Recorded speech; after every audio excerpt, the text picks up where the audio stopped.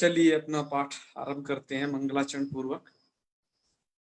ओम सदाशिव समारंभां श्री शंकराचार्य मध्यमाम् अस्मदाचार्य पर्यन्तां वंदे गुरु परंपराम्। वाक्यकारं वररुचिं भाष्यकारं पतंजलिं पाणिनिं सूत्रकारं च प्रणतोऽस्मि मुनित्रयम्। सर्वेभ्यो नमो नमः।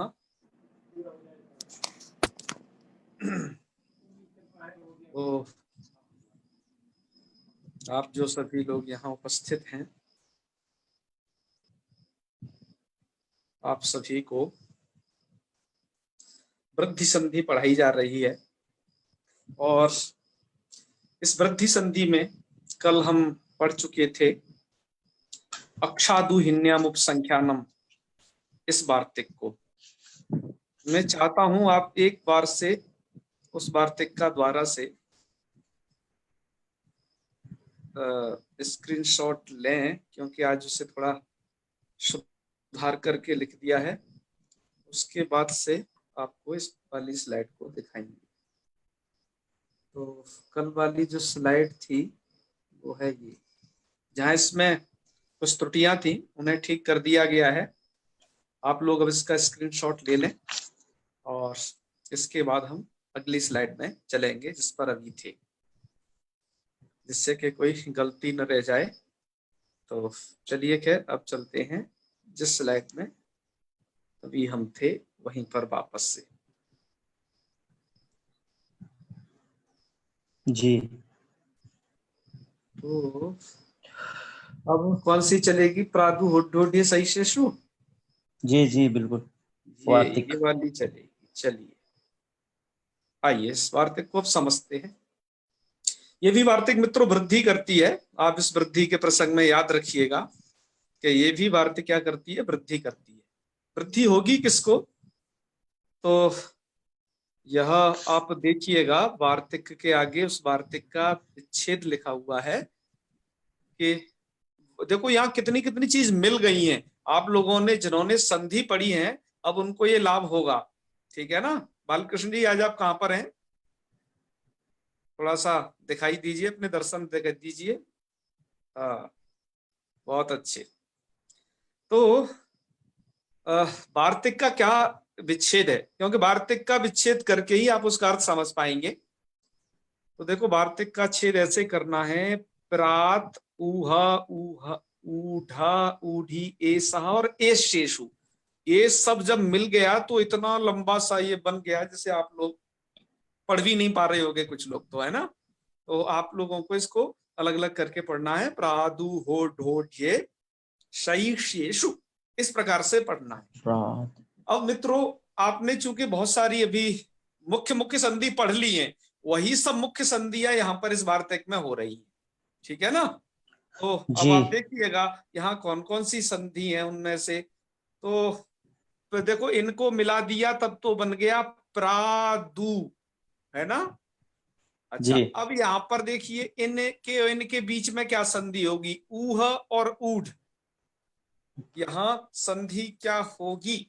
सवर्ण दीर्घ, सवर्ण दीर्घ नहीं नहीं नहीं, हाँ अच्छा। यहाँ पर इस बीच अच्छा है और इधर ऊ है। जी जी आद गुणा, बिल्कुल यहाँ आद गुणा होगी, है ना? तो ये क्या बन जाएगा? हो। आपको हो दिखाई दे रहा है ना? ये हो। जी जी तो इसलिए अच्छा अब इसके बीच की संधि बताइए। ऊढ़ और ऊढ़ी के बीच की क्या होगी? गुण हुआ है फिर होगी। तो इसलिए बन गया ये ढो। मतलब आप उसे जब मिलाएंगे करके देखिएगा प्लीज प्रैक्टिकल, ठीक है? जिनको नहीं तुरंत समझ में आ रहा हो। अच्छा अब इतनी हो गई। अब बताइए इसके और इसके बीच में क्या संधि होगी? यण संधि। पंतोला जी बताया करिए। देखो अब संधियों की बात आ गई है। इतनी सारी संधि से इतने चिपक गई ये वर्ण कि इसमें अलग अलग करना आपको दिक्कत पड़ रही होगी, पर आप संधि पढ़ चुके हो। अब आपकी जिम्मेदारी है कि आप उसे करना सीखें। जी तो तो यहाँ पर देखो ई है ना, इस वाली ई को, ढी की ई को क्या हो गया? आगे ए अच परे है इसलिए यण हो गया है। तो क्या बन गया? ढ्य। देखो यहाँ पर आपको यह जैसा दिखाई दे रहा होगा, ढ्य, ठीक है? अच्छा, फिर आगे बताओ, एस और एस से इसके बीच में कौन सी संधि है? यहाँ डैश लगा हुआ है। वृद्धिरेचि गुरुजी। हाँ, वृद्धिरेचि वाली संधि। तो आप समझ गए, है ना? जी। बस ऐसे ही सब चिपक गए हैं। खैर कोई बात नहीं, आप लोगों में से कुछ इसको जानते होंगे, कुछ नहीं समझते हैं, क्योंकि हमारे यहाँ पर कई प्रकार के अध्येता हैं इस ग्रुप में, तो सबके लिए लाभदायक होगा। चलो, अब वार्तिकार्थ क्या करना है?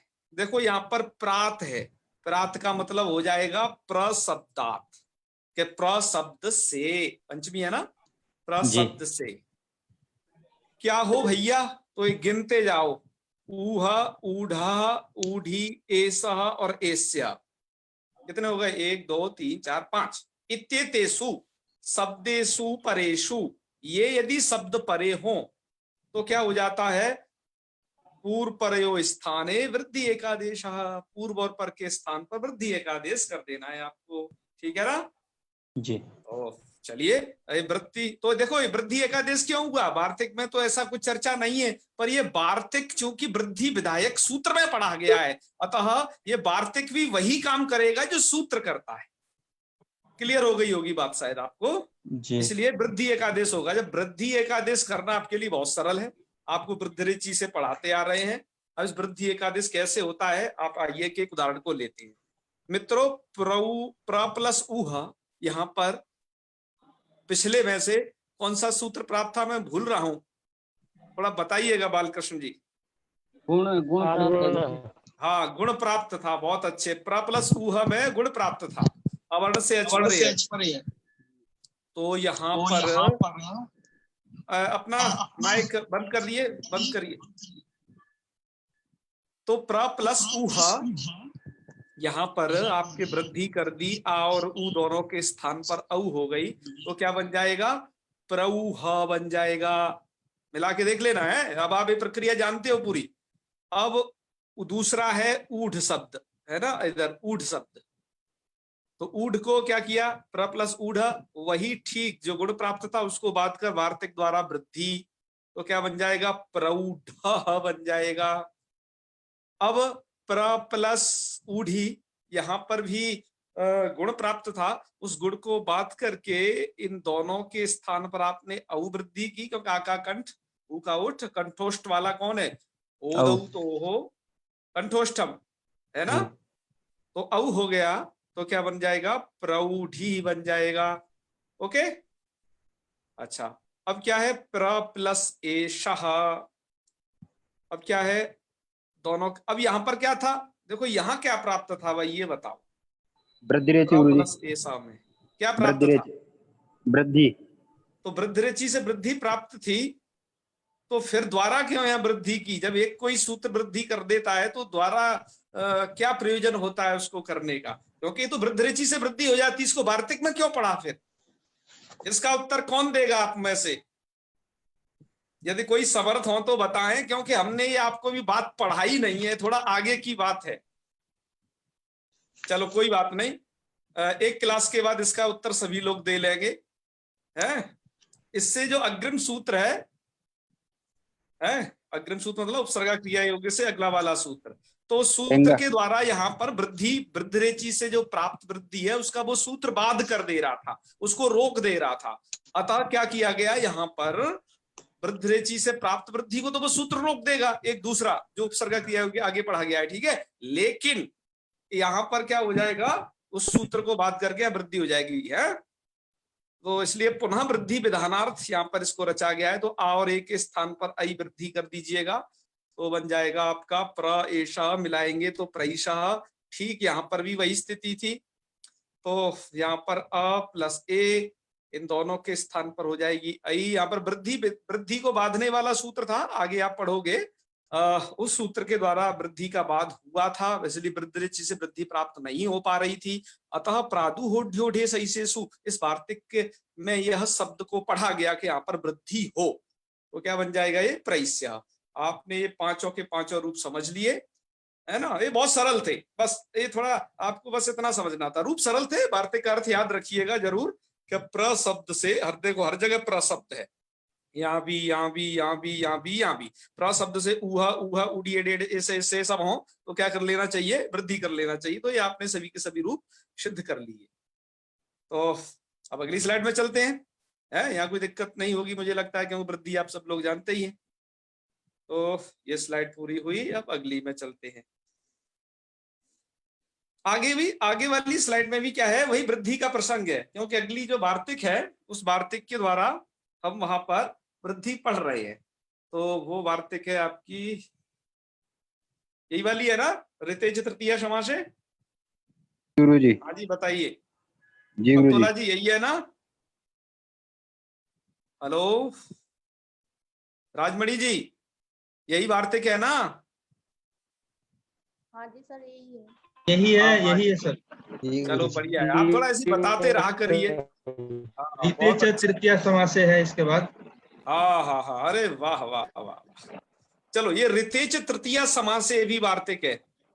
मैंने आपसे कल भी कहा था वार्तिकों का अर्थ थोड़ा सा आपको याद कर लाइएगा तो थोड़ा अच्छा रहेगा मेरे लिए और आपके लिए भी, क्योंकि मुझे समझाना सरल हो जाएगा और आपको समझना सरल हो जाएगा। तो वार्तिक का अर्थ ये होता है, इस वार्तिक का अर्थ सुन लीजिएगा। इस वार्तिक में कोई पदच्छेद की जरूरत नहीं थी, इसलिए हमने यहाँ कोई पदच्छेद नहीं लिखा, क्योंकि कोई ज्यादा बहुत लंबाईमान इसमें ऐसा कुछ मिले जुले वाक्य नहीं थे, मिले जुले शब्द नहीं थे। वार्तिक अर्थ होगा अवर्णात रित, रित शब्दे परे, अवर्ण से रित शब्द परे हो। ध्यान दीजिएगा, एक साइड में अवर्ण और दूसरी साइड में रित शब्द परे, ये दो चीज। अवर्ण से रित शब्द परे हो तो क्या हो जाता है, वृद्धि एकादेशः स्यात्, वृद्धि एकादेश कर देना चाहिए। कब? जब तृतीया का समास हो, वहां पर क्या हो, वहां पर तृतीया का समास। तो ये तृतीया का समास हम कैसे पढ़ेंगे, अभी तो समझेंगे, अभी तो हमने समास पढ़े ही नहीं है। तो इस तृतीया के समास को अभी शायद आप लोग कुछ ना समझ पाए, लेकिन उन्हें घबराने की जरूरत नहीं है। अभी हम उन्हें जहां बता दें कि जहां पर तृतीया समास है तो वो श्रद्धा भक्ति पूर्वक बस उसे मान लें कि हाँ ये तृतीया समास है, और हम आपको बताएंगे, शायद कोशिश करेंगे आपको बताने की। यदि आपकी समझ में नहीं आ पाए तृतीया समासे वाला ये वाक्य तो घबराने की जरूरत नहीं है, आप यथावत उसे याद कर लें जैसा मैं आपको बताया। तो चलिए, इसका उदाहरण प्रस्तुत है आपके सामने। ये आपका उदाहरण है सुखेन। देखो, ये उदाहरण तो सिर्फ इतना ही मात्र है, सुखार्तः। क्या उदाहरण है? मात्र सुखार्तः। और फिर ये क्या लिखा है, सुखेन ऋता, ये कौन सी आगे शब्दावली जोड़ दी गई है? तो अब आपको ये समझना है मित्रों, ये जो सुखेन ऋतः बताया है, यही आपको बताया है तृतीया समास यहाँ कैसे है, इस बात को यहाँ पर बतलाया है। तो तृतीय समास का मतलब देखो, आप यहाँ सुखेन में तृतीया विभक्ति देख रहे हो। जिनको यदि राम शब्द के भी रूप याद है कि उसका रामेण बनता है, बालक का बालकेन बनता है, सुख शब्द का सुखेन बनेगा, तृतीया विभक्ति है ये। समझ गए ना, ये तृतीया विभक्ति का रूप। तो अब सुखेन ऋतः से आपको बताया है कि जी इस सुखार्तः में तृतीया समास है, इतना बताने के लिए सुखेन ऋतः कहा गया है। प्रयोग आपको कौन सा बनाना है? प्रयोग बनाना है आपको सुखार्तः। ठीक है, तो चलिए कैसे बनता है, बहुत सरल है, बहुत सरल। जितना आपने समझा भी नहीं होगा इतना ज्यादा सरल।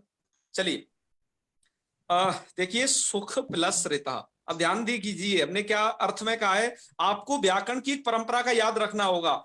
आप ऐसा नहीं, आपको सूत्र पद्धति से इसे थोड़ा तैयार अवश्य करना चाहिए।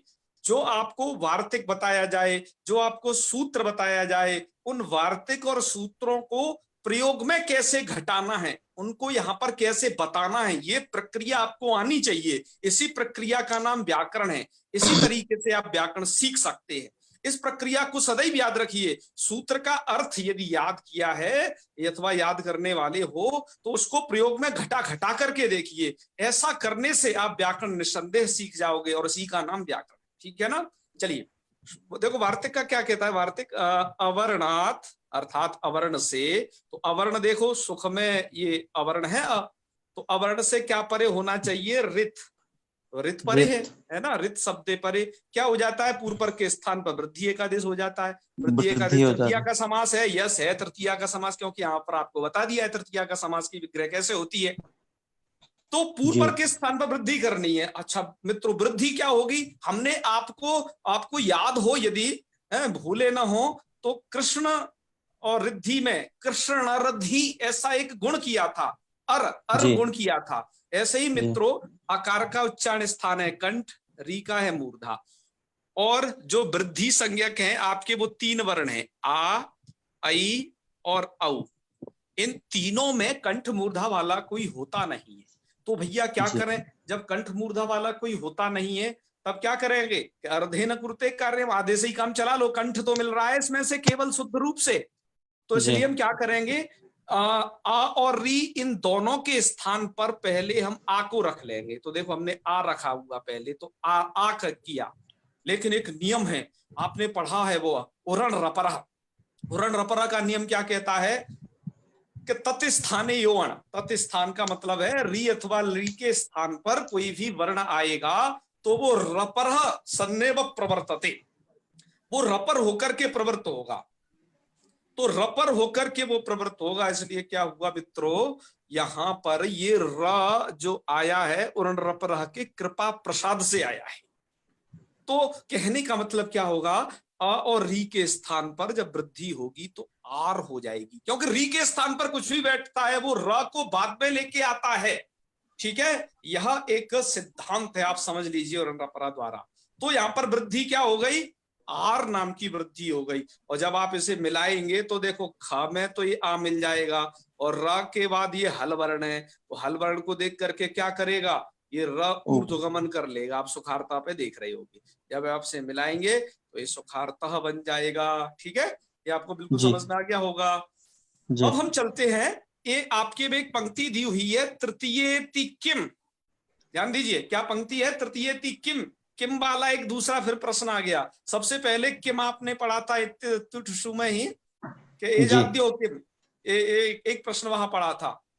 और आप देखिए, कृपया भूलना नहीं पिछली वाली बातों को भी। मेरे आप सबसे अनुरोध है, व्याकरण पढ़ने के लिए क्या करना है, आप सुबह जो भी संध्या वंदन पूजा अर्चन कुछ भी भगवान का स्मरण करते हो, साथ में ही आपको क्या करना है, लघु सिद्धांत कौमुदी को बगल में रख लेना है और उसका भी एक बार हनुमान चालीसा की तरह पाठ कर देना है, जहां तक पढ़ा चुके हैं होते हैं प्रतिदिन। उससे क्या होगा मित्रों, आप भूलेंगे नहीं उसको, विषय को आपकी पुनरावृत्ति होती रहेगी। और सबसे बड़ी बात जो मैं आपको पहले दिन भी कहा था और बार बार आपसे कहता रहा हूं, वो ये कि आप जो पढ़ रहे हो ना, आप जो सीख रहे हो, प्लीज किसी को सिखा दो।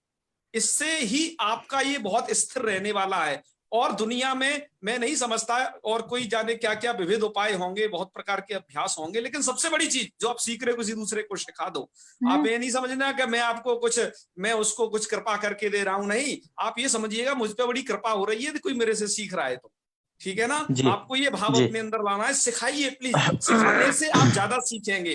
तो आपसे इन बातों का याद रखना है, और पढ़ने का क्या तरीका होता है इत्यादि हम बीच बीच में बताते रहते हैं। चलिए अगले अगले प्रश्न की तरफ। हमारा प्रश्न है तृतीयेति किम। ये क्यों कहते हो कि तृतीयेति किम का मतलब ये होता है कि ऋतेच तृतीया समासे इति वार्तिके, तृतीयेति अर्थात तृतीया समासे इति पदम उक्तम तत्पदम किमर्थम, अर्थात तृतीया समास में ही ये अवर्ण से ऋत परे रहते वृद्धि एकादेश होता है, ऐसा क्यों कहा गया, मतलब इससे तृतीया समास से इसको हटा, ये कहने का मतलब तृतीय समास हटा देंगे तो वार्तिक का क्या अर्थ होगा। तो वार्तिक का अर्थ यह होगा मित्रों कि अवर्ण से ऋत परे हो तो वहां पर भी वृद्धि एकादेश हो जाता है, तृतीय समास की जरूरत नहीं है। तो परम प्लस ऋत, जहां पर यहाँ तृतीय समास नहीं है मित्रों, परम ऋत में क्या नहीं है, तृतीय समास। तो भैया कैसे समझेंगे यहाँ तृतीय समास नहीं है, अभी तो हम बहुत नए नए लक्कौमुदी पढ़ रहे हैं। तो मित्रों वो आपको कैसे समझना है ये आप समझिएगा। यहाँ पर जैसे सुखेन ऋतः विग्रह करते हैं, आपके पास लघु सिद्धांत कौमुदी गीता फ्रेश वाली हो तो उसके नीचे परमर्तः पर एक टिप्पणी दी है, वहां पर एक ऐसा विग्रह लिखा है, परमश्चासौ ऋतश्च कर्मधारय, ऐसा लिखा है। तो ये आप समझ गए होंगे मित्रों, ये परमश्चासौ ऋतः परमः में प्रथमा विभक्ति है। क्या है, प्रथमा विभक्ति है, तृतीया समास नहीं मित्रों, याद रखना। तृतीया जो समास होता है वो तत्पुरुष में होता है, तत्पुरुष का मतलब कर्मधारय से भिन्न जो तत्पुरुष हैं, जैसे द्वितीया के समास, तृतीया, चतुर्थी, पंचमी के जो समास हैं वो तत्पुरुष में हम आपको समास प्रकरण पर स्पेशली बताएंगे तरीके से। बस यहाँ पर आपको थोड़ा सा यह आ गया है विषय, तो उसके सामान्य ज्ञान के लिए बता दे रहे हैं। तो परमश्चासुरितः मित्रों, ये परमर्तः में क्या नहीं है, तृतीया समास नहीं है, बल्कि यहाँ तो कर्मधारय समास है। तृतीया समास का मतलब तृतीया तत्पुरुष समास, उसका पूरा आपको कहना हो तो यहाँ तो परमश्चासुरितः में कर्मधारय समास है। इसलिए क्या होगा मित्रों कि यदि आप तृतीया समास से यदि वार्तिक में नहीं रखोगे तो अब वार्तिक हर प्रकार के समास में लगेगा, यहाँ पे भी लगेगा, यहाँ पे भी लगेगा परमृता में, लेकिन लगना नहीं है, इसे लगाना नहीं है, नहीं तो यहाँ पर भी वृद्धि होकर के गलत रूप बन जाएगा, परमार्थः रूप बन जाएगा, परमर्तः बनेगा ना।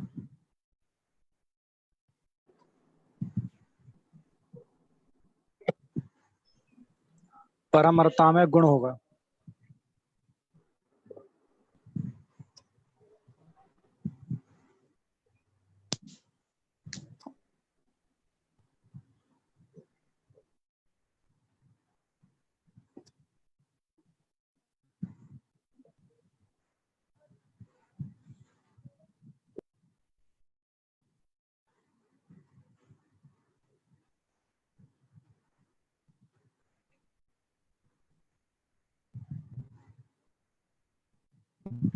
कहाँ गए आचार्य जी?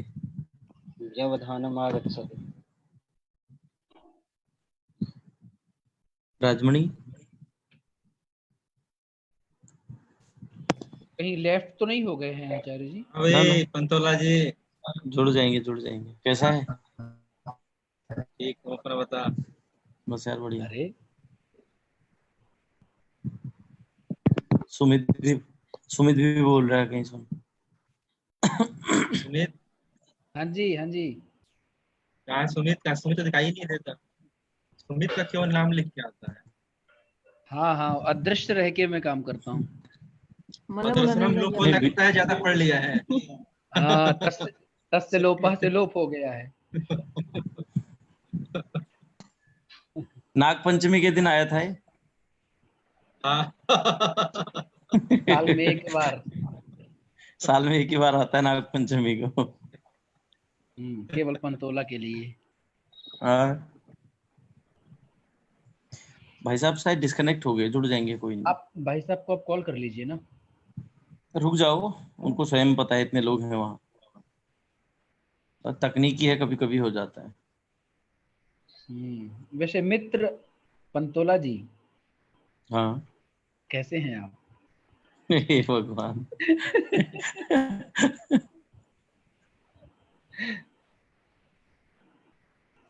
राजमणि, मैं आगे आऊं, धैर्य धारण करें।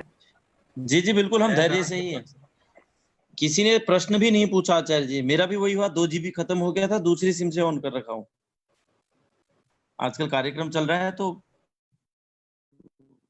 हो नहीं पाया। खैर, आप लोग हैशटैग वीडियो तैयार रखिएगा, है कल हम लोगों को अपलोड करना है, तब तक सूचना ही दे दें इसी बहाने। जी जिन लोगों के हमने बनाए हैं, जी जिन लोगों की हमने वीडियो बनाई हैं उनको रखिए संभाल के, कल हम लोग अपलोड करेंगे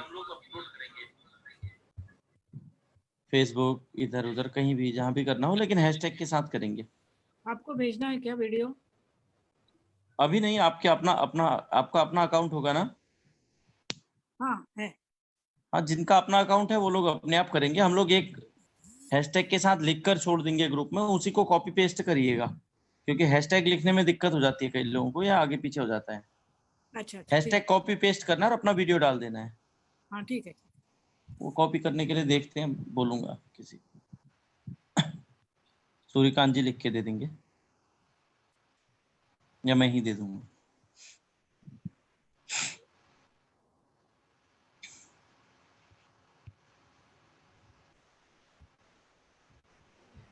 पंतोला जी, तब तक कोई संस्कृत गीत ही सुना दीजिए। अच्छा, ऐसा? आप ऐसा मत कहिए, हमारे समूह में बड़े गायक कलाकार हैं। अरे इतना घबराने की जरूरत नहीं है आपको।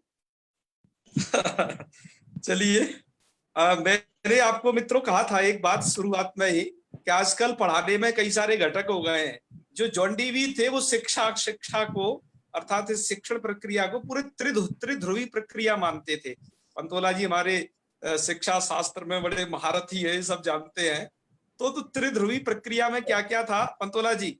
एक तो पाठ्यक्रम, एक जी। शिक्षक और एक छात्र। अध्यापक और हमने छात्र। आजकल जो इंटरनेट के माध्यम से जो ये शिक्षण चल रहा है, हमने इसको षड्ध्रुवी प्रक्रिया कहा है, जिसमें एक इंटरनेट भी होता है, दूसरी लाइट वगैरह भी होती है, ऐसे करके एक डिस्कशन हुआ था। तो ये षड्ध्रुवी प्रक्रिया है, तो कोई सा भी एक घटक कम होते ही कनेक्शन टूट जाता है। खैर कोई बात नहीं, हम वर्तमान विषय पर फिर से वापस आते हैं। संप्रेषण कभी-कभार क्या संप्रेषण करना गड़बड़ा पड़ता है? जाता है। हाँ, वो तो हमने दो कनेक्शन ले रखे हैं, एयरटेल का अलग, बीएसएनएल का अलग। यदि कोई भी एक गड़बड़ाता है तो दूसरे से तुरंत तैयार रहते हैं, ठीक है ना? तो जी जी।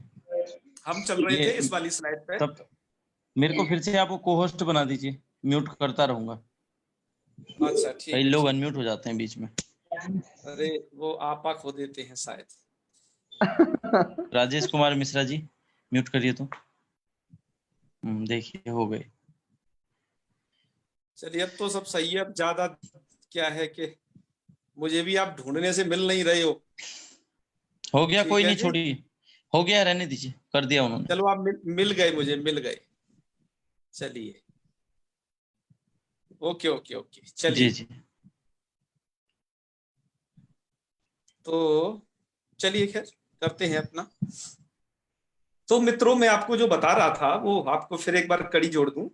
तृतीया क्यों कहा गया है? तृतीय थी किम, ये प्रश्न था। तो तृतीय मतलब तृतीया समास, अर्थात तृतीया समास होने पर ये वाला जो है वार्तिक वृद्धि करता है। ये वाला वार्तिक वृद्धि कब करेगा? जब तृतीया समास होगा। कहाँ? अवर्ण से ऋत परे शब्द देखना, तो वहां तृतीया समास बीच में होना चाहिए, तभी ये वृद्धि होगी। इसलिए सुखेन ऋत हमें वृद्धि हुई, परमर्थ हमें तृतीया समास नहीं है, जैसा कि हमने अभी आपको बताया था। अतः यहाँ पर वृद्धि नहीं होगी। वृद्धि नहीं होगी तो क्या होगा? तो यथा प्राप्त कार्य होंगे। तो क्या कार्य प्राप्त था जी? तो प्राप्त यहाँ पर था गुण। गुण। तो देखो प्राप्त अर्गुण हो गया। अर्गुण कैसे होता है इस प्रक्रिया को आप जानते ही हैं, उसको क्या जी ज्यादा जी बता रहा हूं। तो परमर्थ बन जाएगा। ठीक है, चलिए अब जी। चलते अगली स्लाइड में। इससे अब हम अगला, इसमें एक वार्तिक आपके में पढ़ा गया है। कौन सा वार्तिक है पंतोला जी? किताब है कि नहीं उधर आपके पास? है। हाँ हाँ, तो वार्तिक का नाम अगला है लिया करिए। प्रवत सतर कंबल वसनार्ण दशानाम ऋणे। यही वाला है जी ये, आए स्क्रीन पर है ना? जी जी। चलो, ये वार्तिक में भी बहुत सरल वार्तिक है, आपको इसको देख करके बिल्कुल भी घबराना नहीं है। और ये बस थोड़ा लंबा सा लग रहा है, पर इसमें है कुछ भी नहीं। वार्तिक और वार्तिक का छेद कैसे करना है लिखा हुआ है। ये भी वार्तिक वृद्धि करता है, ध्यान रखिए। एक पढ़ा गया है इसलिए वही काम करेगा। तो प्रवत्सतर कंबल वसन ऋण, देखो इसमें कितने शब्द हैं? प्रवत्सतर कंबल वसन 10 ऋण और 10, 6 हो गए ना? तीनों जी तीन जी 6। 6। इन 6 शब्दों से, इन 6 शब्दों को याद रखना। इन 6 शब्दों से क्या पर में होना चाहिए? ये ऋण शब्द, ये ऋण शब्द पर में हो। ये ऋणे जो लिखा हुआ है ना, तो क्या हो जाता है? पूर्व पर के स्थान पर वृद्धि एकादेश हो जाता है। तो देखिए इसलिए 6 शब्द ये लिखे यहाँ पर, 10 यहां तक। प्रवत्सतर कंबल वसन ऋण और 10 क्या हो जाता है? एतिभ्य अकारांतेभ्य, ये सभी अकारांत शब्द हैं। इनके बाद यदि क्या परे हो? ऋण शब्दे परे। ऋण शब्द यदि इनसे पर में है, पर का मतलब आप जानते ही, अब तो मुझे आपको लेफ्ट राइट बताना नहीं पड़ेगा, तो आप जान गए होगे। वो शब्द परे हो, परे मतलब बाद में हो, तो वृद्धि एकादेश कर देना चाहिए आपको। ठीक है, हाँ चलो अब देखिए वृद्धि एकादेश करके, जैसे देखिए प्र प्लस ऋणम। ठीक है, अब बताइए यहाँ पर प्र में अवर्ण है, उस अवर्ण से ऋण शब्द परे है। देखो हर किसी से ऋण शब्द परे होना चाहिए। देखो इसलिए आप देख रहे होगे ऋण हर जगह परे देख रहे होगे, हर जगह हर जगह हर जगह। और किससे परे हो? प्र से, वत्सतर से, कंबल से, वसन से, वसन से, ऋण से और 10 से। तो क्या हो जाता है, पूर्व पर के स्थान पर वृद्धि एकादेश हो जाता है। प्राप्त क्या था, आद गुणा से गुण प्राप्त था, अतः वृद्धि का आरंभ किया गया यहाँ सबके लिए। तो चलिए, अ के स्थान पर और री के स्थान पर, दोनों के स्थान पर आर वृद्धि कर देनी है आपको। तो प्रारणम, और जब आप इसे मिलाएंगे ये बन जाएगा प्रारणम। जी इसी प्रकार से वत्सतर प्लस आरणम, वृद्धि कर दिया आपने। क्या करना है, अ और री, इन दो दो चीजों के स्थान पर वृद्धि। कंबल में अ जी और ऋण में री, वसन में न में अ और ऋण की री, ऋण में री में अ और ये इस वाला री, ऋण वाला दूसरा वाला री, और 10 में अ और ऋण वाला री। इन दोनों दो दो वर्णों के स्थान पर एक कार्य हो रहा है, ध्यान रखना। हमने यहाँ पर प्रक्रिया घटा दी, पिछले से एक एक पंक्ति और जोड़ते थे, एक पंक्ति कम कर दी। तो जी आपको क्या कर देना है, हर जगह देखो आर आर नाम की वृद्धि आपको सब जगह दिखाई दे रही, वृद्धि कर दी। जी। जब आप इन्हें मिलाएंगे तो प्रारणम, प्रारणम का मतलब है प्रकृष्ट ऋण, खूब ज्यादा ऋण, ठीक है। जी ऋण का मतलब समझते हो, उधार वगैरह। जी वत्सतर जी प्लस ऋणम, वत्सतर के लिए लिया गया ऋण, वत्सतर कहते हैं बछड़ा, तो उसके लिए लिया गया ऋण। क्या क्या भाव है शब्द का, इस मत का मतलब यह है मित्रों कि अभी कोई लगभग 30 साल पहले, 30 साल के 40 साल के लोग पहले क्या जो खेती होती थी वो होती थी बैलों के द्वारा। तो बैलों के खरीदने के लिए भी किसान को ऋण लेना पड़ता था, तो उसमें बछड़ा खरीदा जाता है, उससे खेती करते हैं। तो इसलिए वो क्या बन जाएगा, वत्सतरार्णम। फिर तीसरा क्या है, कंबल प्लस ऋणम, तो कंबलार्णम, कंबलार्णम, कंबल के लिए लिया गया ऋण। कंबलार्णम। हाँ हाँ, पहले कंबल का बहुत महत्व हुआ करता था। कंबलवंतम न बाधते शीतम, जिसके पास कंबल होता था उसे ठंडी नहीं लगती थी, है? तो कंबल के लिए भी ऋण लिए जी जाते थे, बड़ी बड़ी कठिनाइयों से गुजरा है अपना देश। वसन प्लस ऋणम, कपड़े खरीदने के लिए लिया गया ऋण, वसनार्णम, वृद्धि हो गई है, ठीक है। वसन। ऐसे ही ऋण प्लस ऋणम, ऋण के लिए लिया गया ऋण, ऋण के लिए लिया गया ऋण का मतलब उधार के लिए लिया गया उधार।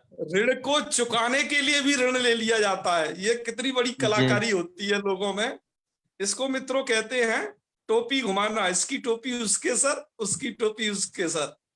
तो ये है ऋणार्णम, ऋण को भी चुकाने के लिए ऋण लिया। चलिए, तो ऋणार्णम है ही। हमारे यहाँ तो 4 वाक लोग ऋणम कृत्वा घृतम पिबेत वाले थे। ऋण कियो, ऋण करो और खूब घी पिए के आराम से रहो, जिंदगी में क्या करना, ये भी एक विचारधारा थी। और अंतिम है ये दसारणम, कहीं कहीं पर दसारण पाठ है, दसारण नाम देश, ये देश का नाम है, ठीक है। यहाँ कोई 10 ऋण ऐसा अर्थ नहीं है, ये दसारण इस प्रकार का है पाठ। तो चलिए, खैर मित्रों, आज का ये पाठ यहीं पर होता है। जितेंद्र जी, आपके क्या प्रश्न है, शंका समाधान थोड़ा बताइए। नमस्कार गुरुजी। नमस्कार जी। गुरुजी, यहाँ पे जितने भी हमने सिद्धियां की अभी तक, इसमें तो वृद्धि रेचि से भी हम कार्य कर सकते थे अच परे रहने पर, तो ये सारे जो वार्तिक बनाए इनकी क्या आवश्यकता थी? वो वार्तिकों की बताइए ना भी आवश्यकता, बीच में आगे जो सूत्र आ रहा है ना उपसर्गा क्रिया योग के, उधर जो है कहीं पर पूर्व रूप प्राप्त है, कहीं पर रूप प्राप्त है। उन पूर्व पर रूप को बांधने के लिए पुनः वृद्धि का आरंभ किया गया है। जी है, उन सूत्रों के द्वारा प्राप्त थी, वो इसलिए आरंभ किया गया, मैंने आपको बताया था। चलिए, समझ गए, हो गया ना? जी जी। और किसी का भी प्रश्न तो नहीं है? हाँ, आज का पाठ बहुत सरल था। और मित्रों, आज ये यहाँ पर पूरी ये एक 33 के अंदर आने वाले सभी वार्तिक पूरे होते हैं। वृद्धि संधि पर अभी खत्म नहीं हुई। ये वृद्धि संधि के हमने 2 हिस्से पढ़ लिए, एक तो वृद्धरेचि के द्वारा सामान्य विधान, और एक धत्युठसु, और इनमें पढ़े गए वार्तिकों द्वारा वृद्धि का विशेष विधान पढ़ा। अभी और भी विधान वृद्धि के कुछ बाकी हैं, वो हम उपसर्गा क्रिया योगे से आगे के अगले 2 सूत्रों में और पढ़ेंगे। तो आज पर ये यहाँ तक का प्रकरण पूरा हो गया। आज तक की सूचना यह है कि मित्रों, कल रक्षाबंधन है, कल श्रावणी है, और संस्कृत दिवस है कल। तो इसके उपलक्ष्य में हम लोग कल का अवकाश रखेंगे, और परसों प्रतिपदा है ही, तो प्रतिपदा का भी अवकाश रहेगा। इस प्रकार कुल मिलाकर के 2 दिन का यह अवकाश घोषित किया जाता है। अगले दिन फिर मिलेंगे, तब तक के लिए आप आचार्य जी अपना अभ्यास कर लेना वृद्धि संधि। कहिए जी, कहिए पंतोला जी। वो जो वो बता दीजिए, वो जो डिबेट है ना, परिसंवाद कार्यक्रम, हाँ हाँ जो बिल्कुल। आक्षेप लगते रहते हैं संस्कृत पर कि ये ब्राह्मणों की भाषा है या उन लोगों की नहीं है, कुछ ही वर्ग के लोग इसे पढ़ सकते हैं, तो ऐसे कई सारे जो विवाद हैं समाज में, तो उन पर हमने 4-5 लोगों को बुलाया है। वाद विवाद होगा, वैसे वाद होगा, विवाद तो नहीं होगा, वो विवाद ही परिसंवाद होगा होगा उसमें, निश्चित होगा। जी, उसमें मित्रों हमारे विवाद भी उसमें होगा। चार वक्ता हैं, डॉक्टर ब्रजभूषण जी ओझा जी हैं जी और मंसूरे जी हैं, प्रदीप मंसूरे जी, है ना। और जी। एक जो है कौन है, साहमीना, क्या नाम है ऐसा कुछ, शाहमीन खान। साहमीन खान जी है ऐसे करके एक और है। 4 वो लोग डिबेट करता है वहां पर। तो इसका कार्यक्रम का आयोजन कल होगा। समय उसका है क्या, 5 बजे रखा है नहीं, ना, इसका कल नहीं है, 4:30? 5 को है, 5 को। अच्छा वो 5 को है, कल नहीं है ना। हाँ, हाँ तो कल तो उसका जो हम लोग, हाँ, हैशटैग वाला कार्यक्रम है अपना, ठीक है। कल, हाँ, तो वो अब जो भी चीजें आए तो उनको थोड़ा सा आप लोग सोशल तो मीडिया में डाल दिया उस कीजिए, ऐसा निवेदन है। इस डिबेट को सुने, उसमें बहुत साया है, ऐसा ही नहीं कि हाँ को बुलाया है कि उनकी क्या स्थिति है, संस्कृत के प्रति क्या धारणा है, नहीं कि संस्कृत वालों को ही बुलाओ और उनसे महिमा मंडन करवाओ। अलग अलग प्रकार के लोगों का भी हमें सुनना चाहिए, तो हमने उन सबको वहां पर रखा हुआ है, हर एक प्रकार के उन लोगों को। वह सबकी परिकल्पना की है हमारे पूज्य गुरुदेव, हमारे मार्गदर्शक डॉक्टर नीलाभ तिवारी गुरु जी ने। तो वैखरी जी कुछ बोल रही हैं। आप उसे अवश्य सुनेंगे, आप उस कार्यक्रम को, बड़ा अच्छा लगेगा आपको, कुछ नई नई चीजें प्राप्त होंगी। हाँ जी वैखरी जी क्या कह रहे हैं बताइए। प्रणमामि। कल रात को आपने बताया था कि जो प्रोग्राम चल रहा था संस्कृत शिक्षा की ओर, पुष्पा जी दीक्षित वहां पे आई थी कल के कार्यक्रम में। तो हाँ ऐसी बिल्कुल बिल्कुल ऐसी एक आपको विनंती है कि अगर जी पुष्पा जी जी दीक्षित हमारे कक्षा में अगर उपस्थित होती है, जब कभी आपको समय मिले या फिर जी कक्षा जी। को जब अवकाश हो, उस हाँ हाँ दिन हाँ अगर आप उनके विचार अगर हम लोगों को सुनने को मिले तो ये हमारा परम सौभाग्य रहेगा। अवश्य हम उन्हें बुलाएंगे। वो व्याकरण की बहुत महान विदुषी हैं, उनका जी इतना चिंतन है कि ये क्या बताएं उन्हें। मैं समझता उनको एक उपाधि मिली हुई है अपर पाणिनीय की, वो दूसरे जी पाणिनी है, महिला रूप में वो दूसरे पाणिनी है जिन्होंने व्याकरण क्षेत्र में ऐसा कार्य किया है, बहुत अद्भुत। आप अभी उनको क्या बताएं, कल उनके उनसे तो दर्शन आपको कभी, ऑनलाइन हो गए तो इतनी धन्यता अनुभव कर रही थी मैं। तो हाँ ऐसा हाँ लग हाँ रहा है कि कहीं जब कक्षा को अवकाश होगा बिल्कुल। तो अभी चलिए, तो उसके अवश्य लिए अवश्य। सोचेंगे, कोई बात नहीं, अभी तो उस टाइम है। कल वाले कार्यक्रम में धन्यवाद। बहुत सारे लोग थे, जी इसीलिए हमने आपको कहा था कि वहां पर आप दर्शन कर जी सकते हैं। बड़े जी बड़े महान विभूति, जी शतवर्षीय बागी शास्त्री जी, भगीरथ प्रसाद बागी जी शास्त्री जी, जी जिनको आप कभी पुस्तकों में जिनके लेख पढ़ते होंगे, संपूर्णानंद के अलग अलग विभागों पर कार्य किया है। ऐसे जी ऐसे महान लोगों से, राधा वल्लभ त्रिपाठी जी, अभिराज राज ने, एक एक से एक महान विभूति। और जी। हम ब्रह्मास्मि इस चलचित्र के एक्टर वहां पर थे और उसकी हीरोइन थी। सब लोग का एक बढ़िया कल एक कार्यक्रम कल हुआ था, कार्यक्रम तो बहुत जिसमें आप अच्छा सब रहा। लोग गए।